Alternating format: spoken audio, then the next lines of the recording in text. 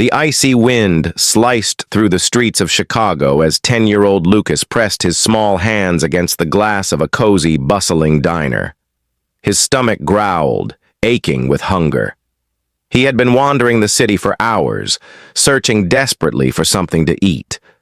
The scent of warm bread and sizzling burgers drifted out from the restaurant, making his mouth water. But his pockets were empty. Inside, people laughed and clinked their glasses over steaming plates of food. Lucas hesitated before gathering the courage to step inside, his heart pounding. He approached the counter where a stern manager stood. "Excuse me, sir," Lucas said quietly, his voice trembling. I haven't eaten all day. Could I please have something to eat, even just leftovers?" The manager barely looked at him. "This isn't a charity, kid. If you don't have money, you can't eat." Lucas's face flushed with shame. His lower lip quivered, but he refused to let the tears fall. "I understand," he whispered, turning to leave. As he stepped out into the cold, a waitress who had watched the exchange followed him. Her name was Maria. "Hey," she called gently, pressing a small paper bag into his hands. "I packed a little extra. Here." Lucas's eyes lit up. "Thank you," he whispered, clutching the bag tightly. But before he could walk away, the manager stormed out. "Maria, you know the rules. If you give food away, you're fired." Maria looked at Lucas, then back at her boss. She took a deep breath, untied her apron, and laid it calmly on the counter. "Then I quit." Lucas stared in disbelief as Maria smiled down at him.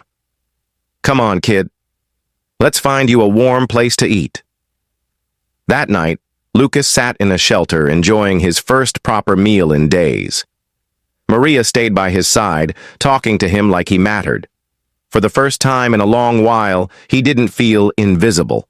The next morning, the world had taken notice. A customer had recorded the scene at the diner, and the video had gone viral overnight.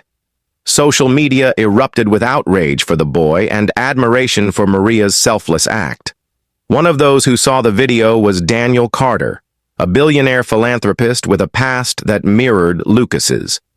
Years ago, Daniel had stood outside a diner, hungry and alone, just like Lucas. He hadn't forgotten.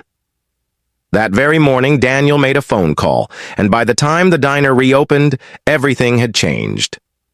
The manager arrived to find himself locked out. A new sign hung in the window. Daniel Carter had bought the restaurant overnight. The first order of business? He fired the manager on the spot. Before a crowd that had gathered, Daniel made an announcement. "This restaurant is now a place where no hungry child will ever be turned away."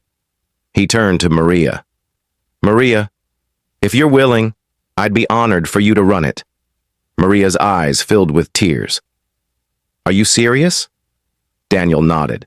"Kindness should be rewarded, not punished." Then he knelt in front of Lucas. "You remind me of myself," he said. "Stay strong, okay? You've got a bright future ahead." Lucas could only nod, overwhelmed.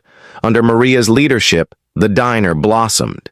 It became more than just a place to eat. It became a community hub. People came not just for food, but to be part of something bigger, a movement of compassion. Years later, Lucas returned, not as the hungry boy looking through the window, but as the restaurant's head chef. He served meals to kids who needed them, just like he once had, because one act of cruelty had ignited a wave of kindness. And kindness, when passed on, has the power to change the world.